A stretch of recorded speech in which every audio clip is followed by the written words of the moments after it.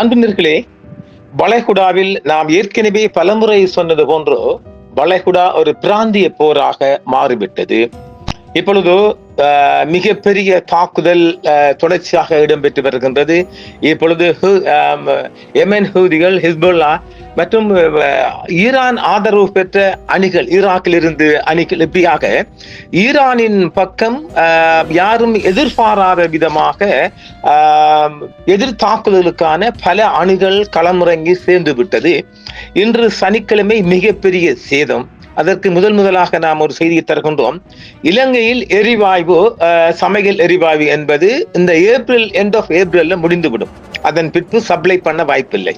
அடுத்து இலங்கைக்குள் ஒரு லாக்டவுன் வருவதற்கான மிக அதிகமான வாய்ப்பு இருக்குது. ஏனெனில் முற்றுமுழுதாக எரிபொருள் நிறுத்தப்பட போகின்ற. ஏனெனில் யெமன் ஹூதிகளும் மிகப்பெரிய செங்கடல் வழியாக அங்கும் அவர்கள் தங்களது வேலையை காட்டப் போகின்ற. அங்கும் அவர்கள் ஒரு அவங்கள சந்தியை நிறுத்த போறாங்க. அதனால 2 இடங்களில், இந்த வளைகுடா சந்திகளில் 2 இடங்களில் இந்த மாதிரி நிறுத்தங்கள் வருமானால் மிகப்பெரிய உலகம் முழுவதும் தாக்கம் ஏற்படும். நாம் பலமுறை அதை மிகவும் ஒரு அடிக்கோடிட்டு காட்டிய விடையும் உலகத்தின் ஒட்டுமொத்த மனித சமுதாயத்தின் வயிற்றையும் பாதிக்கக்கூடிய அளவுக்கு இந்த யுத்தம் எடுத்து செல்லப்படும் என்று அதைத்தான் செஞ்சிட்டானுகள். இனி இதுல இருந்து மீள்வது கஷ்டம் என்று பார்க்கின்றோம். ஏனெனில் மீள்வது கடினம் என்பால் ஈரானின் பலம் அதிகரித்து 10 லட்சம் படையுடன் அமெரிக்காவை எதிர்கொள்ள பேஸ் பண்றதுக்கு 10 லட்சம் படைகள் ஈரானில் இப்பொழுது தயார் நிலையில் இருக்கின்றது. இப்பொழுது அடுத்த செய்தி, ஒவ்வொரு செய்தியாக நாங்கள் சொல்ல போனால் இலங்கை விடையே முடிஞ்சிட்டு இருக்கலாம். இலங்கைக்குள்ள நாங்கள் அலர்ட்டா இருக்கின்றோம். நிச்சயமாக ஏப்ரல் மாதத்துடன் கேஸ் நின்று போனால் அதற்கப்புறம் எரிபொருளும் நிற்பதற்கான வாய்ப்பு இருக்குது.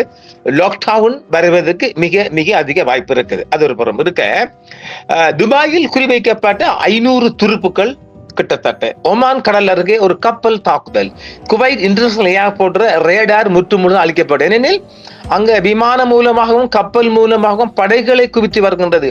அந்நிய தேசத்தின் படைகளை அந்நிய தேசம் மிக அதிகமாக இறக்கி வருவதால் அதுவும் ஒரு தாக்கம். அடுத்தபடியாக துபாய் பக்கம் ஷார்ஜா, அபுதாபி, துபாய், இந்த 3 இடங்களிலே மிகப்பெரிய தாக்குதல் தொடுக்க போகின்றோம் என்று இன்று சனிக்கிழமை அமீரகத்துக்கு ஒரு மிகப்பெரிய ஒரு நோட்டீஸ் கொடுத்து அறிவித்தலாம், முன்னறிவிச்சை ஒன்று கொடுக்கப்பட்டிருக்கு. அப்ப அங்க நாம் ஏற்கனவே சொல்லியிருக்கிறோம், வளைகுடாவில் இருக்கின்ற முக்கியம் பணம் என்று சாகிறாங்கடா, அவங்க கொண்டு குண்ட போடப்படுறானுகள். இது ஒரு அணுகுண்டாக மாறப்போகின்றது. இப்பெல்லாம் இருக்கிறாங்க. அங்க 10 வருஷம் 20 வருஷம் சாகாம ஊர் வந்து சேர்ந்துருங்க பாய்களா. உசுறு இல்லாம அங்க வந்து என்னதான் செய்ய போறீங்க? நாம் ஏற்கனவே சொல்லி இருக்கிறோம், இந்த மாதிரி அமெரிக்க பேஸ்களை அருகில் இருக்கின்றவர்களாம் ஊருக்கு மூட்டை காட்டுங்க. ஏனெனில் ஜோர்தான் ஊடாக அப்புறம் துருக்கி ஊடாக நிறப்பிரிய விமான சேவைகள் நடைபெற்று வருகின்றது, அவங்களை காப்பாற்றிக் கொள்வதற்காக. ஆக மிகப்பெரிய சேதாரம் அதிகரித்து வருகின்றது படைப்பலத்தை அடிப்பதற்காக. நாம் இந்த செய்திக்குள் செல்லுவோம். ஏகப்பட்ட செய்திகள் இருக்கின்றது. இப்ப நாம் உடனடியாக குவைத் இன்டர்நேஷனல் ஏர்போர்ட்டுக்கு போவோம். பல ட்ரோன் தாக்குதல்களால் குவைத் சர்வதேச விமான நிலையத்தின் ரேடார் அமைப்பு கடுமையாக சேதமடைந்திருப்பதாக ஈராக் விமான நிலையம் தாக்கப்பட்டிருக்கின்றது. குவைத் இன்டர்நேஷனல் ஏர்போர்ட் ரேடார் தாக்கப்பட்டால் அங்க இனி அவங்க வேற போற எதுவுமே தெரியாது. ஒன்று இல்லைன்னு பண்ணுவாம் ஈரான் தாடிகள். சமீபத்திய ஈரானிய தாக்குதல்கள் குவைத் சர்வதேச விமான நிலையத்தை குறிவைத்து நடத்தப்பட்டன. இதில் ரேடார் அமைப்புகள் சேதமடைந்தன. ஆனால் யாருக்கும் காயம் ஏற்படவில்லை. ஈரானின் உச்ச தலைவர் அயதுல்லா அலி கமேனி அவர்களை தாக்குதலை பழிவாங்கலுக்காகவே இந்த தாக்குதல் நடைபெறும். அப்ப இன்னும் இந்த தாக்குதலை குறைக்கல, அவனை பழிவாங்கிட்டே நீங்க தாடிக்காங்களாம். துபாய் தாக்குதலில் 500க்கும் மேற்பட்ட அந்நிய துருப்புக்கள் குறிவைக்கப்பட்டதும் பெரும் உயிரிழப்புகள் எதிர்பார்க்கப்படுகிறது என்றும் ஈரான் ராணுவம் தெரிவிக்கின்றது. ஈரானிய ஆயுத படைகளின் சமீபத்திய நடவடிக்கைகளில் 500க்கும் மேற்பட்ட அந்நிய படையினர் குறிவைக்கப்பட்டதாகவும் அது அவர்களுக்குள் மிக பெரும் இழப்புகளை ஏற்படுத்தியதாகவும் கதம் அல்பியா மத்திய நிலையம் தெரிவித்திருக்கின்றது. சக்தி வாய்ந்த தாக்குதல்கள் காரணமாக அந்நிய படைகள் தங்கள் பிராந்திய தளங்களில் தப்பி ஓடி தங்களின் வழக்கமான தளங்களுக்கு வெளியே 2 இடங்களில் பதுங்கி இருப்பதாகவும் தலைமையகத்தின் செய்தி தொடர்பாளர் தெரிவிக்கின்றார். இதே நேரம் தேடி இவர்கள் எங்கெல்லாம் இருக்கின்றார்கள் அந்த ஹோட்டல் விடுதிகள் எல்லாம் தேடி தற்பொழுது துபாய் முழுவதும் தேடுதல் வேட்டை அவர்கள் உளவு படகு மூலம் தேடுதல் வேட்டை அதிகரித்து வருவதாகவும் அந்த தேடுதல் வேட்டையின் பிரகாரம் குறிவைக்கப்பட்ட இடங்கள் தாக்குதல் நடத்தப்படும் என்றும் இன்று சனிக்கிழமை தெரிவிக்கின்றது ஈரானிய ஊடக அறிவிப்புகள். அந்த அறிக்கையின்படி துபாயில் உள்ள முதல் பதுங்குமிடத்தில் 400க்கும் மேற்பட்ட வீரர்களும் இரண்டாவது இடத்தில் 100க்கும் மேற்பட்ட வீரர்களும் இருக்கின்றார்கள் என்றும் அவர்கள் குறிவைக்கப்பட்டிருக்கிறார்கள் சொல்லப்படுகிறது. இவ்விரு இடங்களுக்கும் இஸ்லாமிய புரட்சி காவல் படையினர் விண்வெளி படை மற்றும் கடற்படையால் ஏவப்பட்ட துல்லியமான ஏவுகணைகள் மற்றும் ஆளில்லா விமானங்கள் மூலம் குறிவைக்கப்பட்டிருக்கிறார்கள். இழப்புகள் மிகப்பெரிய இழப்புகள் ஏற்பட்டிருக்கின்றது. நாளை பார்ப்போம் ஞாயிற்றுக்கிழமைகளில். இந்த தாக்குதல் மிக பெரும் இழப்புகளை ஏற்படுத்தியதாக செய்தி தொடர்பாளர் விவரித்திருக்கின்றார்.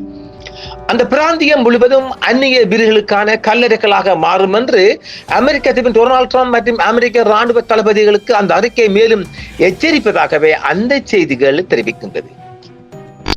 ஐசிஆர்சி பாரசீக வளைகுடாவில் தந்திரோபாய கப்பல்கள் குறிவைக்கப்பட்டதில் ஏராளமான அந்நிய படைகள் கொல்லப்பட்டிருப்பதாகவும் ஒரு செய்தி தெரிவிக்கிறது. பாரசீக வளைகுடா கடல் பரப்பில் 6 அமெரிக்க தந்திரோபாய கப்பல்களை தாக்கி இருப்பதாகவும் அந்த செய்தி சொல்லுகின்றது. ஒமானுக்கு அருகில் அமெரிக்க ஆதரவு கப்பல் குறிவைக்கப்பட்டிருக்கின்றது. சனிக்கிழமை அதிகாலையில் ஒமானின் சலாலா துறைமுகத்தில் இருந்து கணிசமான தூரத்தில் அமெரிக்க ராணுவத்திற்கு சொந்தமான ஒரு ஆதரவு கப்பல் ஈரானிய ஆயுத படைகளால் குறிவைக்கப்பட்டு தாக்கி அளிக்கப்பட்டிருக்கிறது. சகோதரத்துவ மற்றும் நட்புறவு கொண்ட நாடாக விவரிக்கப்படும் ஒமானின் தேசிய இறையாண்மையை ஈரான் மதிக்கிறது என்றும் அந்த அறிக்கையில் சொல்லப்படுகிறது. அதாவது நாங்கள் ஈரானின் மண்ணுக்கான தாக்குதல் இல்லாமல் ஈரான் தாக்குதல் என்பது ஒமான் அவங்களோட நட்புறவு தேசம் இல்லையா? ஆனாலும் நாங்கள் ஈரானின் இறையாண்மையை மதிக்கின்றோம். ஆனால் அந்நிய தேச படையினர் முகாம் அடித்திருக்கின்ற முகாம்கள் மீது எங்கள் தாக்குதல் தொடரும் என்றும் ஈரானுக்கு ஒரு செய்தியை ஒமானுக்கு ஒரு செய்தியை கொடுத்திருக்கின்றது ஈரான். தங்களின் சட்டப்பூர்வ பதிலடியின் ஒரு பகுதியாக ஈரானிய ஆயுதப்படைகள் உடனடியாக மேற்காசியா முழுவதும் உள்ள அமெரிக்க நலன்கள் மீதும் ஆக்கிரமிக்கப்பட்ட பிரதேசங்களில் உள்ள இஸ்ரேலிய நிலைகள் மீதும் சக்தி வாய்ந்த ஏவுகணை மற்றும் ஆளில்லா விமான தாக்குதல்களை நடத்தி இருக்கின்றது. பல ட்ரோன்கள் தாக்குதல்களால் குவைத் சர்வதேச விமான நிலையத்தின் ரேடார் அமைப்பு முற்றுமுழுதாக சேதமடைந்து ஃபுல் டிஸ்ட்ராய்ட். விமான நிலையமும் இதே நேரம் ஈராக் விமான நிலையமும் தாக்கப்பட்டு அந்த விமான நிலையம் கடுமையாக சேதமடைந்ததாக தெரிவிக்கப்படுகிறது. சனிக்கிழமை அந்த குவைத் சர்வதேச விமான நிலையத்தை ஈரான் மீண்டும் குறிவைத்து நடத்திய தாக்குதல்களில் அதன் ரேடார் அமைப்புகளுக்கு பலத்த சேதம் ஏற்பட்டதாக தகவல்கள் தெரிவிக்கின்றன. மத்திய கிழக்கு முதல் ஒரு மாதத்தை நிறைவு செய்யும் நிலையில் ஈரான் ஆட்சி வளைகுடா நாடுகளுக்கு எதிராக புதிய தாக்குதலை தொடங்கி இருக்கின்றது. இந்த மோதல் பிப்ரவரி 20 அன்று தொடங்கியது. இன்னும் அது தொடராக இருக்கும் என்றும் அது தெரிவிக்கின்றது. சுவைட் துறைமுகத்தில் ரோன் தாக்குதலால் என்ன சேதம் ஏற்பட்டது கேட்கப்படுகிறது. ஷிவத் துறைமுகத்தில் நடந்த ரோன் தாக்குதலால் அதன் உட்கட்டமைப்புக்கு பொருள் சேதம் ஏற்பட்டது என்றும் ஆனால் உயிரிழப்புகள் எதுவும் இல்லை என்றும் சொல்லப்படுகின்றது. இந்த தாக்குதல் நடைபெற்றதை தொடர்ந்து அவசர கால நடைமுறைகள் செயல்பட்டதாக குவைத் துறைமுக ஆணையம் உறுதிப்படுத்தியுள்ளது. குவைத்தின் கடல்வழி வர்த்தகத்திற்கு இந்த துறைமுகம் மிக முக்கியமான துறைமுகமாக சொல்லப்படுகிறது. தற்போதைய மோதல்களுக்கு மத்தியில் இது ஒரு முக்கிய இலக்காக குறிவைக்கப்பட்டது சொல்லப்படுகின்றது.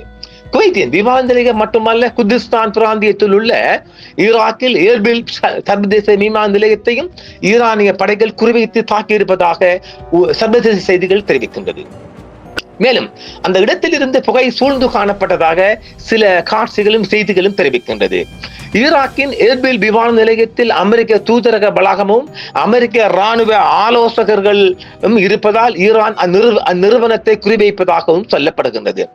பஹ்ரைனில் 24 மணி நேரத்தில் 40க்கும் மேற்பட்ட வான்வழி தாக்குதல்களை ஈரான் செய்திருக்கின்றது. இதற்கிடையில் அமெரிக்காவின் 5வது கடற்படை தன் வசம் வைத்துள்ள பஹ்ரைன் கடந்த 24 மணி நேரத்தில் தனது வான் பாதுகாப்பு அமைப்புகளுக்காக 20 ஏவுகணை தாக்குதலையும் 23 ஆளில்லா விமான தாக்குதலையும் எதிர்கொண்டதாக இன்று சனிக்கிழமை உத்தியோகபூர்வமாக தெரிவித்திருக்கின்றது.